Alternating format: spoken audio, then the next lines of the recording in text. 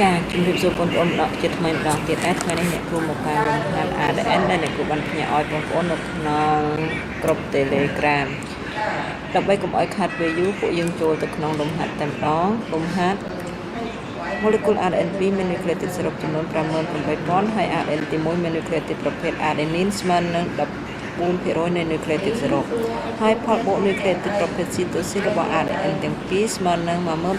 16,260 គេដឹងថា nucleotide របស់ RNP ទី1ច្រើនជាង nucleotide របស់ RNP ទី2ចំនួន 14,000 សំណួរកគណនាប្រវែងរបស់ ADN នីមួយៗសំណួរខគណនា nucleotide នីមួយៗរបស់ ADN នីមួយៗចឹងដោយសារសំណួរកគណនាប្រវែងរបស់ ADN នីមួយៗអ្នកគ្រូសូមរំលឹកទាក់ទងរូបមន្តប្រវែងគឺប្រវែងយើងតាមដោយ L តូចរូបមន្តរបស់វាគឺស្មើ m លើ2គុណឲ្យ 0.34 តាយើងទៅមើលតាយើងអាចនៅក្នុងលំហាត់នេះយើងរក m តាមវិធីណាចឹងគេប្រាប់ nucleotide របស់ RN ទាំងពីរយើងមានន័យថា M1 បូក M2 ស្មើ 58,000 R របស់ RN ទី1ស្មើ 14% C របស់ RN1 បូកឲ្យ C របស់ RN2 ស្មើ 16,260 ហើយបំរាប់ចុងក្រោយគឺគេស្មើ M1 ដល់ M2 ស្មើ 14,000 អញ្ចឹងតាមរយៈបំរាប់នេះយើងអាចរក M1 និង M2 ឃើញតាមការចងជាសម្ព័ន្ធសមីការចឹងយើងបូកបំបាត់មកយើងឃើញបាន M1 បូក M2 សំទោស M1 បូក M1 បាន 2M1 បូក M2 បូកឲ្យដល់ M2 ចឹងអស់យើងបានហើយ 58,000 បូកឲ្យ 14,000 បាន 72,000 2គុណឲ្យ M1 ចឹងយើងដើម្បីរកតម្លៃ M1 យើងបោះ2ឆ្លងសញ្ញាស្មើគុណបោះឆ្លងសញ្ញាស្មើទៅជាចែកចឹងយើងបាន M1 ស្មើឲ្យ 72,000 ចែកឲ្យ2យើងចែកមកយើងឃើញ M1 36,000 ពេលនេះយើងឃើញតម្លៃ M1 យើងយកតម្លៃ M1 ទៅជួសក្នុង1ដោយ1របស់យើងគឺ M1 បូក M2 ស្មើ 58,000 អញ្ចឹងគេបាន 36,000 បូកឲ្យ M2 ស្មើឲ្យ 58,000 អា 36,000 នេះជាតម្លៃ M1 យើងជួសកន្លែង M1 ចឹងយើងទាញរក M2 មកយើងបោះ 36,000 ឆ្លងសញ្ញាស្មើបូកយើងបោះឆ្លងសញ្ញាស្មើទៅជាដកអញ្ចឹងយើងបាន M2 ស្មើ 58,000 ដល់ឲ្យ 36,000 យើងគណនាឃើញយក 58,000 ដល់ឲ្យ 36,000 យើងឃើញ 22,000 ពេលនេះឃើញ M1 M2 ហើយយើងអាចរកប្រវែងតាមរូបមន្តប្រវែងដែល L ស្មើឲ្យ M ចែក2គុណឲ្យ 0.34 ដោយសារតែនៅក្នុងលំហាត់នេះវាមាន RN 2អញ្ចឹងប្រវែងរបស់ RN 1យើងតាំង L1 គឺស្មើ M1 ចែក2គុណឲ្យ 0.34 M1 យើងរកឃើញមិន 36,000 យើងយកវាមកចែកនឹង2មកគុណ 0.34 យើងឃើញ 6,120 nanomètre L2 យើងរកដូចគ្នាដែរគឺយើងបាន 22,000 ចែកឲ្យ2គុណឲ្យ 0.34 អញ្ចឹងយើងឃើញ L2 ស្មើ 3,740 nanomètre យើងឆ្លើយដូចនេះមួយសិនមកអូខេអញ្ចឹងចំពោះសំណួរខគេឲ្យយើងគណនានីតិនីមួយៗរបស់ ADN នីមួយៗចឹងមានន័យថាគេឲ្យរក ROC របស់ RN ទី1រក ROC របស់ RN ទី2នៅក្នុងសំណួរកអំបញ្ញមិញយើងរកឃើញ M1 និង M2 ហើយយើងស្គាល់ R របស់ RN ទី1ស្មើ 14% C RN 1បូកឲ្យ C RN 2ស្មើ 16,260 អូខេយើងដោយសារតែ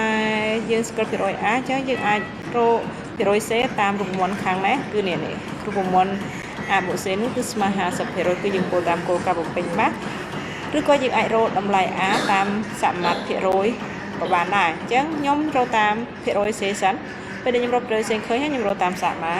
មាត្រប៉ុន្តែអូនអាចរក A តាមសមាមាត្រហើយយើងអាចរក C តាមគោលការណ៍បំពេញច្បាស់វិញក៏បានដែរតាម M ស្មើ 2A បូក 2C ក៏បានដែរអញ្ចឹងដំបូងខ្ញុំរករបស់លុយទីនីមួយៗរបស់ RN ទី1យើងរកតាម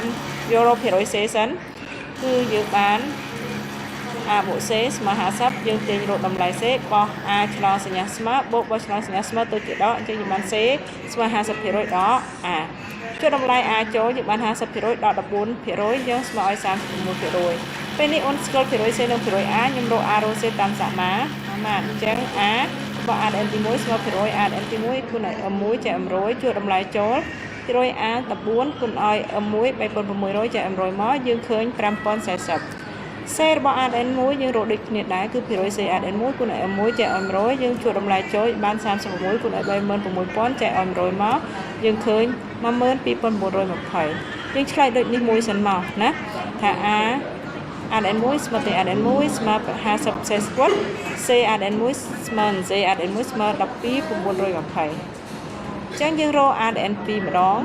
ដោយសារតែបំរាប់យើងស្គាល់ថា CRN1 បូកឲ្យ CRN2 ស្មើ16260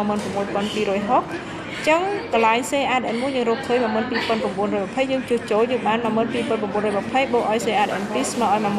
16260 ទីរក CRN2 បោះ12920 ឆ្លងសញ្ញាស្មើបូកឆ្លងសញ្ញាស្មើទៅជាដក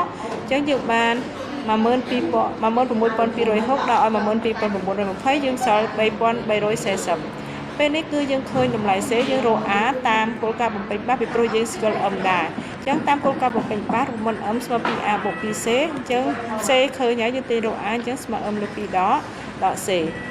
ជួតម្លៃចូល M2 របស់យើងគឺ 22000 ចែកឲ្យ2ដល់ឲ្យ C